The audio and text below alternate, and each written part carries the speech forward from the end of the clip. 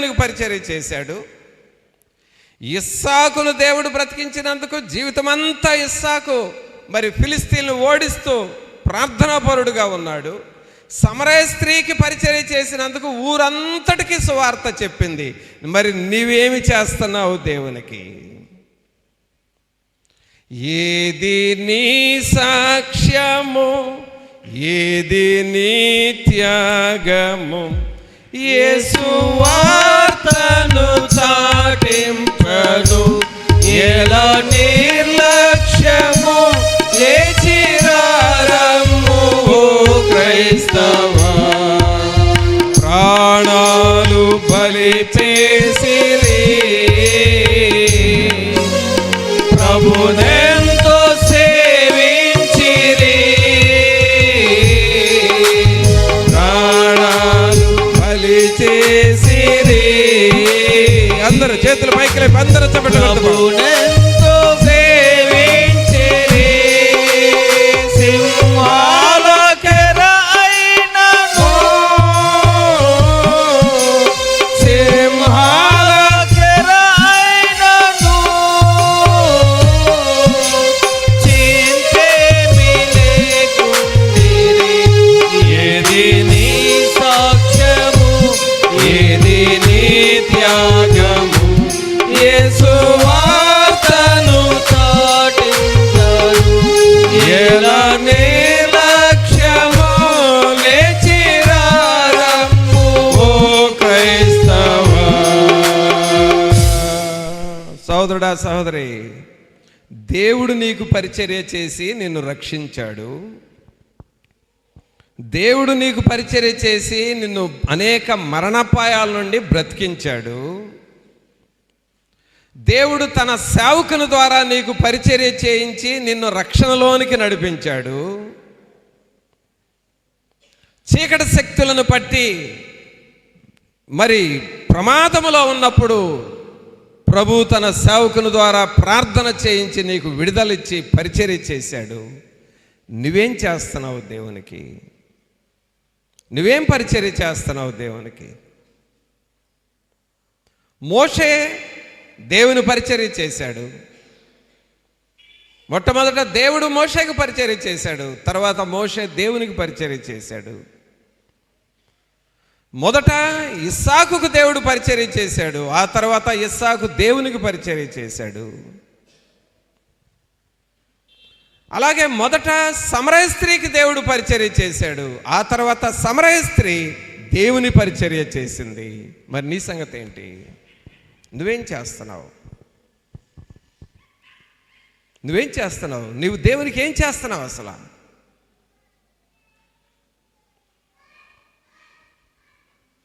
సోదరుడా, ఒక్కసారి ఆలోచించుకో.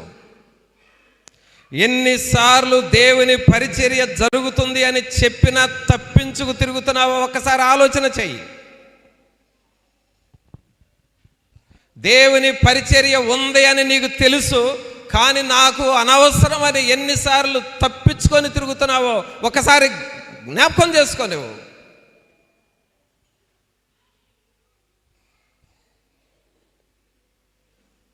అక్టోబర్ నెల ఉపవాస కూటాలు మొదలుపెట్టిన దగ్గర నుండి ఈ రోజు వరకు నాకు రెస్ట్ లేదు, తెలుసా నీకు?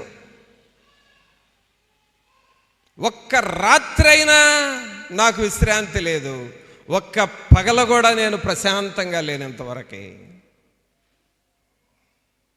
ఎన్నో గ్రామాలకు సువార్త తీసుకొని వెళ్ళాను, ఎన్నో ప్రాంతాలలో కూటాలు ఏర్పాట్లు చేయాలి, ఎన్నో ప్రాంతాలకు మనుషులను తీసుకొని వెళ్ళాలి, అక్కడ పనులు చేయించాలి, కూటాల ఏర్పాట్లు చేయించాలి, మందిరాలు కట్టాలి, మందిరాల పనులు చేయించాలి, అనేకుల కొరకు ప్రార్థనలు చేయాలి, వాక్యం చెప్పాలి, దయ్యాలను తోలాలి, మనుషుల్ని స్థిరపరచాలి. పగలనక రాత్రనక నెలలు పడి ఇప్పటి వరకు స్టిల్ టుడే ఈ రోజు వరకు నేను అలాగ ప్రయాసపడతా ఉన్నా. నీవేం చేస్తున్నావు దేవుని సేవకునితో కలిసి? ఏది నీ పరిచర్య? ఏం చేస్తున్నావు నువ్వు? సోదరుడా, సోదరి, దేవుడు నీకు పరిచర్య చేసినప్పుడు నీవు దేవుని పరిచర్య చేస్తే ఆ చేసిన పరిచర్య ద్వారా దేవుడు నీకు పరలోకంలో ఫలితం ఇస్తాడు. నీ జ్ఞాపకం ఉందా ఆ సంగతి?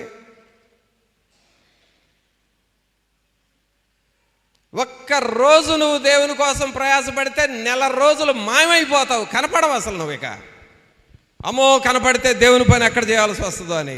నీలాంటి పరలోకంలో ఏం సంపాదించుకుంటాడు?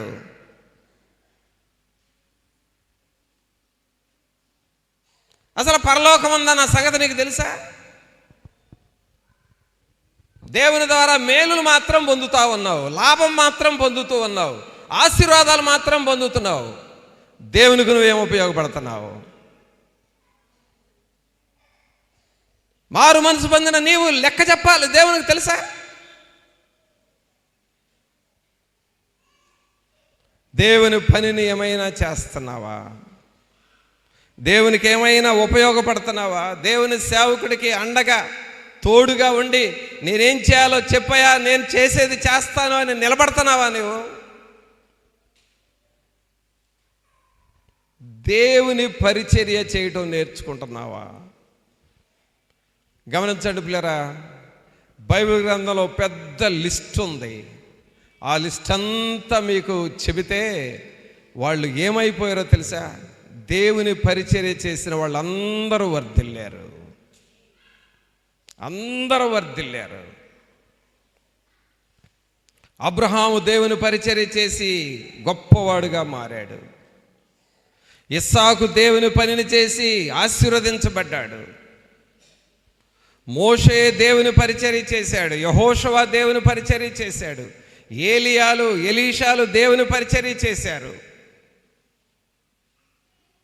పౌలు గారు దేవుని పరిచర్య చేశాడు. తిమోతి దేవుని పరిచర్య చేశాడు. తీతు దేవుని పని చేశాడు. యోహోను దేవుని పని చేశాడు.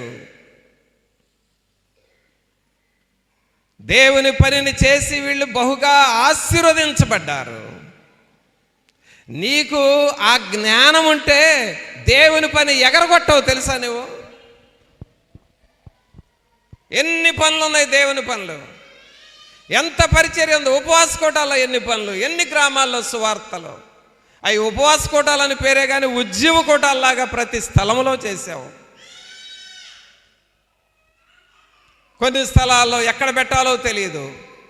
అక్కడ ల్యాండ్ ఉన్న వాళ్ళతో రిక్వెస్ట్లు చేసి మీ స్థలం మాకు ఇవ్వండి, మీటింగ్స్ పెట్టుకున్నామని వాళ్ళని అడిగి వాళ్ళ పర్మిషన్ తీసుకొని మరలా అక్కడ పెడుతున్నామని అందరికీ చెప్పి అందరిని అక్కడ పోగు చేసి అక్కడ దేవుని వాక్యం చెప్పి ఎంత ప్రయాసానికి తెలుసా ఇది?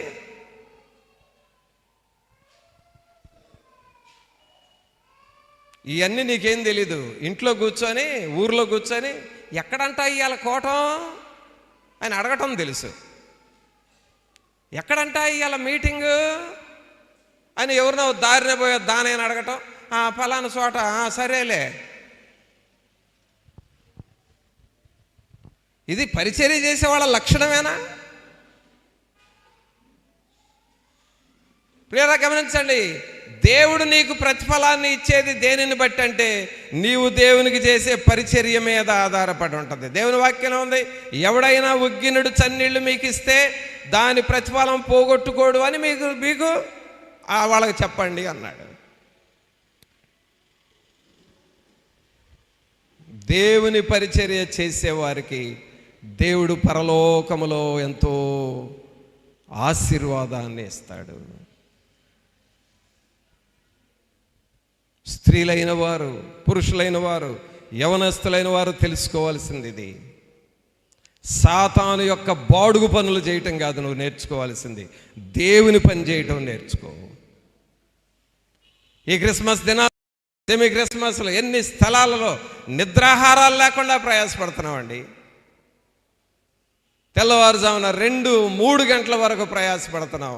మరలా వేకునే లేచి వెళ్ళాల్సి వస్తూ ఉంది. ఈ ప్రయాసలో ఏమైనా కొంచెమైనా భారం తీసుకున్నావా నువ్వు? ఇది భారముగా నీకు రావటం లేదు అని అంటే నువ్వు ఆత్మీయముగా చచ్చావని అర్థము. చచ్చినోడు నువ్వు, చచ్చిందానివి నువ్వు. అందుకే ఈ ప్రయాస యొక్క విలువ నీకు అర్థం కాదు. మేలులు కావాలంతే. దేవుడు మేలులు చేస్తే చాలు. ఎలా చేస్తాడు మేలు నీకు? కొంచెం ఏదో ఒకటి దేవుని పరిచర్య ఏదో ఒక రూపంలో అసలు చేస్తున్నావా నువ్వు? ప్రియులారా, దేవుని వాక్యం ఏముంది అక్కడ? 45 వచ్చిన మరలా చదవండి. మనుష్య కుమారుడు పరిచారము చేయించుకొనుటకు రాలేదు గాని పరిచారము చేయుటకును అనేకులకు ప్రతిగా విమోచన క్రయధనముగా తన ప్రాణము ఇచ్చుటకును వచ్చెననెను. యోహాను సువార్త తీయండి, 4వ అధ్యాయము. యోహాను సువార్త 4వ అధ్యాయము.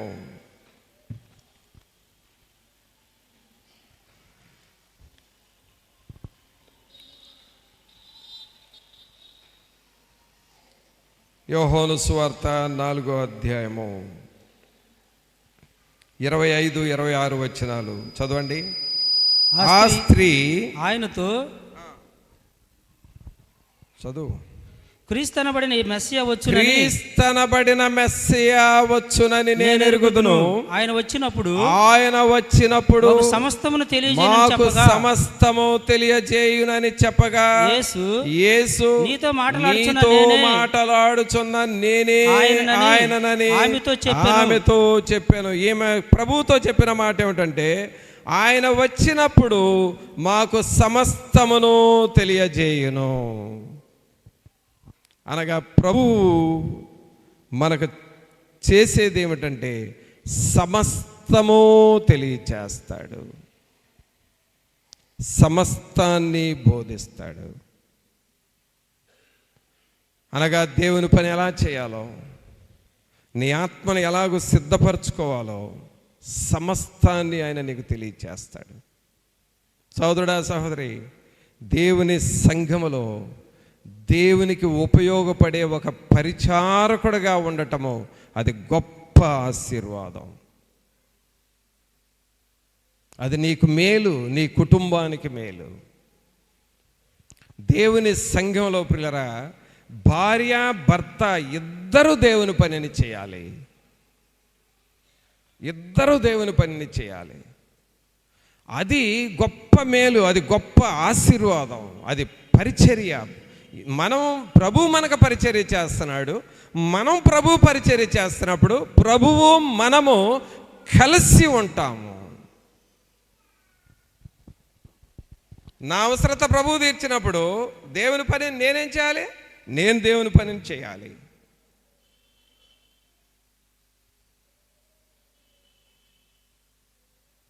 కావున అలాగూ ప్రభువుతో కలిసి మనం జీవించాలి. ఈ క్రిస్మస్ దినాలు వస్తూ ఉన్నాయి. మరి ప్రభువుతో నువ్వు కలిసి పరిచర్య చేస్తావా? దేవుని పనిని ఏమన్నా చేస్తావా? సోదరుడా, ఒకప్పుడు దేవుని పనిని చేయాలి అనే ఆశ కలిగిన నీవు ఇప్పుడు ఆ ఆశ పోగొట్టుకొని పూర్తిగా అడుగంటిపోతున్నావేమో ఎఫ్రాయిములాగా. నిన్ను నువ్వు జాగ్రత్తగా పరిశీలన చేసుకో. ఎఫ్రాయిము తిరగవేయబడని అప్పంలాగా అయిపోయాడంట. అలాగూ దేవుని పనిని వదిలిపెట్టి అంటుకుపోయిన అప్పంలాగా తయారు కావద్దు. దేవుని పనిని చేయాలి. ప్రార్థనా పరిచర్య, వాక్య పరిచర్య, సువార్త పరిచర్య, గ్రామాలలో సువార్త పరిచర్య, దేవుని మందిరం పనులు, క్రిస్మస్ ఆరాధన పనులు, డెకరేషన్ పనులు, అలాగే వీధి కోటాల పనులు, ఎన్నో పరిచర్యలు ఉన్నాయి. వీటిల్లో దేనికైనా నువ్వు ఉపయోగపడకపోతే దేవుడు మనల్ని కొట్టిపారేస్తాడు. దేవునికి ఏమైనా నువ్వు ఉపయోగపడుతున్నావా? దేవుడు నీకు పరిచర్య చేశాడు, నీవు దేవుని పరిచర్య చేస్తున్నావా? నీవు చేయవలసినదంతా ఆయన చెబుతూ ఉన్నాడు. మరి నువ్వు అలాగ సిద్ధం చేసుకుంటావా? దేవుని పరిచర్య చేసిన వారు, మరి యెహోషువ మోషే దగ్గర పరిచర్య చేశాడు. యెహోషువ గొప్పవాడుగా మారాడు. ఎలీషా ఏలియా దగ్గర పరిచర్య చేశాడు. ఎలీషా 2 ఆత్మను పొందాడు. తిమోతి పౌలు గారి దగ్గర పరిచర్య చేశాడు. తిమోతి గొప్ప దైవజనుడిగా మారాడు. యేసుక్రీస్తు ప్రభు దగ్గర 12 మంది అపొస్తలులు పరిచర్య చేశారు. ఆ 12 మంది ప్రపంచానికి ఆశీర్వాదకరంగా మారిపోయారు. పరిచర్య అనేది నిన్ను ఆశీర్వాదకరంగా మారుస్తుంది. ఈ పరిచర్య చేయటంలో ఉన్న ఆశీర్వాదం నాకు అర్థమైంది కాబట్టి నేను ప్రభు పనిని చేయటానికి ఎప్పుడూ వెనకాడట్లేదు. దానికి ఎంత మూల్యమైనా చెల్లిస్తూ ముందుకు పోతున్నాను. నీకు అర్థమవుతుందా? ఇది ప్రభు పరిచర్య. ఎవరి పరిచర్య ఇది? దేవుని పరిచర్య. అందుకనే మొదటగా చదివిన వాక్యం మార్కు సువార్త చూడండి అందరూ. మార్కు సువార్త 10వ అధ్యాయము 45వ వచనం. మనుష్య కుమారుడు పరిచారం చేయించుకున్నటకు రాలేదు గాని పరిచారము చేయుటకును అనేకులకు ప్రతిగా విమోచన క్రయధనముగా ప్రాణము ఇచ్చుటకును. అబ్బబ్బబ్బా, చూడండి అసలు పరిచర్యలోనండి ప్రాణాలు ఇవ్వటానికి కూడా వెనకాడలేదండి. అందుకనే ఇందాక నేను ప్రాణాలు బలి చేసిరి ప్రభునెంతో సేవించిరి అని పాడింది. అందుకే ప్రాణాలు బలి చేయటానికి కూడా వెనకాడలేదు. ఇక్కడ ఈ సంఘంలో ఒక్కరైనా అలాంటి వారు ఉన్నారా? ఒక్కరైనా నాకు నిద్ర లేకపోయినా పర్వాలేదు, దేవుని పనిని చేస్తాను, ఎంత కష్టమైనా పర్వాలేదు దేవుని పనిని చేస్తాను అని ప్రాణాన్నైనా బలి చేయగలిగిన వాళ్ళు ఒక్కళ్ళైనా ఇక్కడ ఉన్నారా? సోదరుడా, సహోదరి, ఊరక దేవుని శక్తి లేకుండా ఊరకేదో కాలం గడుపుకుంటా పోతే ఉపయోగం లేదు. దేవుని శక్తి నీలో ఉండాలి, దేవుని సన్నిధి నీలో ఉండాలి, దేవుని పనిని నువ్వు చేయాలి. నాజూకు నేర్చుకోబాకు. దేవుని సన్నిధిలో పని చేయటం నేర్చుకో. నేటి దినాలలో పరిచర్య చేసేవాళ్ళు రేపు రాబోయే కాలంలో నాయకులుగా మారతారు. నేటి దినాలలో నమ్మకంగా పరిచర్య చేసిన వాళ్ళు రాబోయే కాలంలో దేవుని చేత ఆశీర్వదింపబడిన వారుగా మారతారు. తెలుసా నీకు? ఆ సంగతి నీకు తెలిస్తే నీ పిల్లలకు నువ్వు చెప్పుకుంటావు. ఆ సంగతి నీకు తెలిస్తే నీ కూతుర్లకు నువ్వు చెప్పుకుంటావు. అమ్మా దేవుని పని చేయండి అని అంటావు. చేసేవాళ్ళని చెడగొట్టవు. నువ్వు చేస్తావు, నీ పిల్లలు కూడా చేసేటట్లుగా నేర్పించుకుంటావు. అదండి ఆత్మీయంగా బ్రతుకున్న వారి లక్షణం. ఎప్పుడైతే ఈ పనిలోనికి వస్తావో నువ్వు బ్రతుకుంటావు. ఎప్పుడైతే ఈ పరిచర్యను చేస్తావో నీవు జీవించి అనేకులను జీవింపజేస్తావు. ఎప్పుడైతే ఇలాంటి కుటుంబాలు సంఘములో ఉంటాయో సంఘము అంకురము ఎదిగి ఫలించినట్లుగా ఫలిస్తూ ఉంటుంది సంఘం.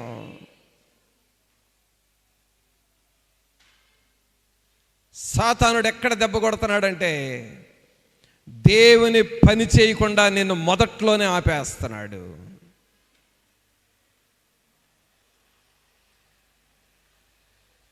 నాజూకు భక్తి ఎవడికి కావాలండి? ఈ నాజూకు భక్తి నీకు కావాలేమో, దేవుడికి అవసరం లేదు.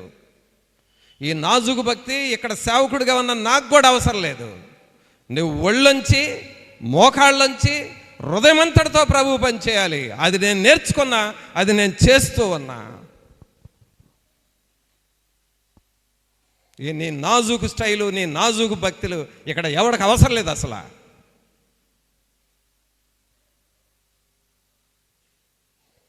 దేవుని సంఘముగా మనం మారాలి, దేవుని పరిచర్య చేయాలి, దేవుని ఆశీర్వాదాలు పొందాలి.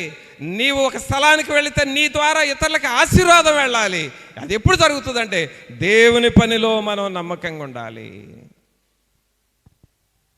సోదరుడా, సహోదరి, ఇలాంటి క్రిస్మస్ ఆశీర్వాదాలు నువ్వు పొందుకుంటావా?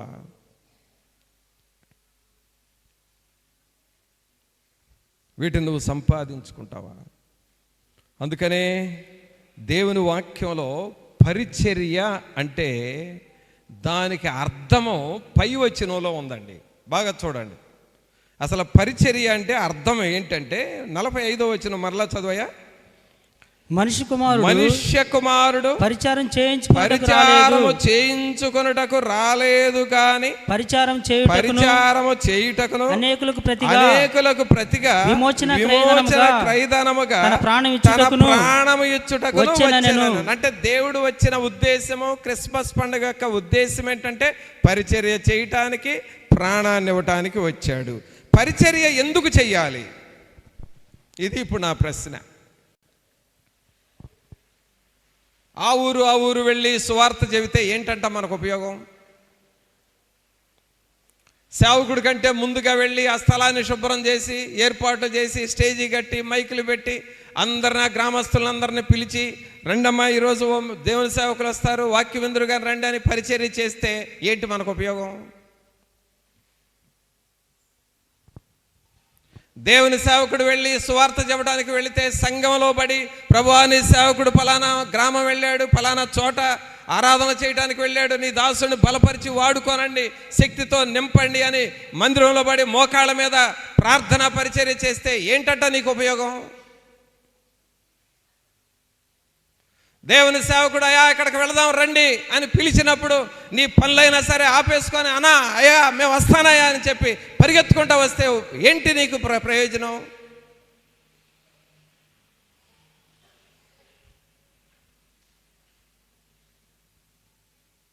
నీకు ప్రయోజనం ఏంటో తెలుసా? చదువు, బైబిలే చూద్దాం. నీకు ప్రయోజనం ఏంటంటే 43వ వచనం చూడండి. మీలో అలాగుండకూడదు, మీలో ఎవడైనను గొప్పవాడై ఉండగోరిన ఎడల వాడు పరిచారము చేయువాడై ఉండవలెను. మీలో ఎవడైనను ప్రముఖుడై ఉండగోరిన ఎడల వాడు అందరికీ దాసుడై ఉండవలెను. అర్థమవుతుందండి? పరిచర్య చేస్తే నీకు ఉపయోగం ఏంటంటే 43వ వచనంలో ఉంది, మీలో ఎవడైనను గొప్పవాడై ఉండగోరిన ఎడల, గొప్పవారుగాను మారాలి అని అంటే దేవుని పరిచర్య చేయాలి. ఆమేన్ చెప్పండి. ఇప్పుడు అందరూ మీ కుడి చేయి పైకి లేవి చెప్పండి. మనం గొప్పవారుగా మారాలి అని అంటే ఏం చేయాలి చెప్పండి? ఏం చేయాలి? దేవుని పరిచర్య చెయ్యాలి. ఆమేన్. అదండి సీక్రెట్. నీకు సేవకుడు అబ్బాయి నేను ఫలానా ఊరు వెళ్ళి కూటమి పెడుతున్నాను, వెళ్ళి రెడీ చేయ అని అంటే ఏంటంట, నేను వెళ్తే నాకేంటంట అని నెగిటివ్గా ఆలోచిస్తావేమో. ఇదిగో ఇది కారణం. మీలో ఎవడైనా గొప్పవాడై ఉండగోరని వాళ్ళ మీరు వెళ్ళి పరిచర్య చేయండి.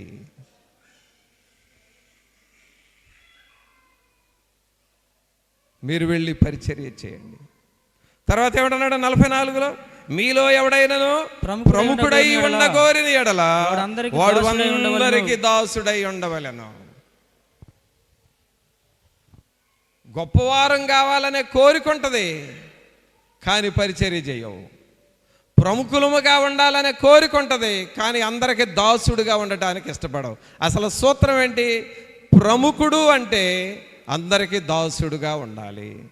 గొప్పవాడు అని అంటే పరిచర్య చేసేవాడుగా ఉండాలి. నువ్వు పరిచర్య చేస్తే ఆ పరిచర్య నిన్ను గొప్పవానిగా చేస్తుంది, నిన్ను ప్రముఖునిగా చేస్తుంది. అర్థమైందా?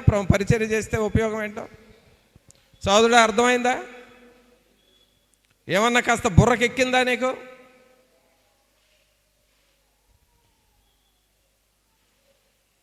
దేవుని పనిని చేయటానికి నువ్వు సిద్ధపడాలి. అది నీకు ఆశీర్వాదం. అది నీకు మేలు. ఈ ఆశీర్వాదాలు నువ్వు పొందుకుంటావా?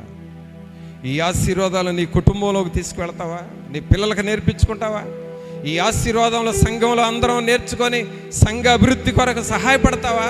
దేవుని యొక్క ఈ సంఘం అనే శరీరాన్ని విస్తరింపడానికి నీ వంతుగా నువ్వు ప్రయాసపడతావా? సమరయ స్త్రీ ఊరిలోకి వెళ్ళింది, అందరూ ఈ యేసయ్యను చూడటానికి రండి అని పిలిచింది. మరి ఏం పరిచర్య చేస్తున్నావు నువ్వు? క్రిస్మస్ దినాలు వస్తూ ఉన్నాయి. నీకు తెలిసిన ముస్లిం సహోదరులను, నీకు తెలిసిన హిందూ సహోదరులను, నీకు తెలిసిన అన్యులైన వారిని ఈ పండుగ రోజున మా సంఘానికి రండి, ఆరాధనకు రండి, వాక్యం వినండి అని ఒక్క ఫ్యామిలీనైనా నువ్వు దేవుని దగ్గరకు తీసుకురాగలవా? ఏం పరిచర్య చేస్తావు నువ్వు? ప్రభు మాదిరి మనం నేర్చుకోవాలి. నేను పరిచారము చేయటానికి వచ్చాను. మరి ఆ ప్రభు చూపిన మాదిరి మనం నేర్చుకుందామా? ప్రార్థన చేసుకుందాం. ఒక్క నిమిషం అందరము తలలు వంచి, సహోదరుడా సహోదరి, నీ హృదయాన్ని నువ్వు పరీక్ష చేసుకుంటూ ప్రభు సన్నిధిలో ప్రార్థన చేద్దాం. పరిశుద్ధాత్మ దేవుణ్ణి అడుగుదాము. ప్రభువా, నేను వినిపోయే వ్యక్తిగా ఉంటే నాకేంటి ఉపయోగం నాయనా? నే దేవుని యందు ఆసక్తిని పోగొట్టుకొని ఉంటే నాకేంటి నాయన? మోడుబారిన జీవితమే నేను అనుభవిస్తున్నాను ప్రభువా. దేవుని పనిని నేను చేయాలి కదా, దేవుని పరిచర్యను నేను చేయాలి కదా. ఇదిగో మనుష్య కుమారుడుగా మీరు పరిచారము చేయుటకు వచ్చారు అని వాక్యంలో చదివాము. దేవుని పనిని మేము చేయాలి, పాటలు పాడాలి, వాక్యం చెప్పాలి, సాక్ష్యం చెప్పాలి, ఆరాధనలు చేయాలి, ఆ కూటానికి ముందు పనులు ఏర్పాట్లు చేయాలి. మేము చేయగలిగిన పని ఎంతో ఉన్నది నాయన. నాకేమీ సంబంధం లేదన్నట్లుగా ప్రక్కన తప్పుకొని తిరిగే నాకు పరలోకంలో ఏం ఫలితం ఉంటుందో ప్రభా? నాకు సరైన గ్రహింపునివ్వండి అని అడుగుతావా? సోదరుడా, నీ చేతులు పైకి లేపి బిగ్గరగా ప్రార్థన చేసుకో. నేను ఏమాత్రం బాధ్యత లేని వ్యక్తిగా ఉంటున్నానయ్యా. నేను అసలు మీకు నాయన తండ్రి ఇష్టముగా మారలేకపోతున్నాను ప్రభువా. నా ద్వారా నీకు ఏమీ ఉపయోగం లేని వ్యక్తిగా అయిపోయాను, నిరుపయోగినైపోయాను, కురీబినైపోతున్నానయ్యా. నన్ను క్షమించండి. నీకు ఉపయోగపడే వ్యక్తిగా నేను ఉండాలి అని నువ్వు అడుగుతావా దేవుణ్ణి? ఏమాత్రము దేవునికి పరిచర్య చేసే వ్యక్తిగా తిమోతిలాగా, తీతులాగా, ఎలీషాలాగా, ఏలియాలాగా నేను మారాలి అని నువ్వు ప్రభువుని అడుగుతావా? మనుష్య కుమారుడు పరిచారము చేయటానికి వచ్చాడు. సహోదరుడా సహోదరి, నిన్ను నువ్వు గ్రహించుకొని దేవుని ఆశీర్వాదములు ఈ క్రిస్మస్ దినాల్లో ప్రభు పనిని నేను చేస్తానని తీర్మానం చేసుకుంటావా? పరిశుద్ధమైన మా ప్రభువా, మీకు స్తోత్రాలు వందనాలు చెల్లిస్తూ ఉన్నాం. మహోన్నతుడా, మహాగణుడా, మా ప్రభు అయిన యేసు మిమ్మల్ని స్తుతిస్తూ ఉన్నాము.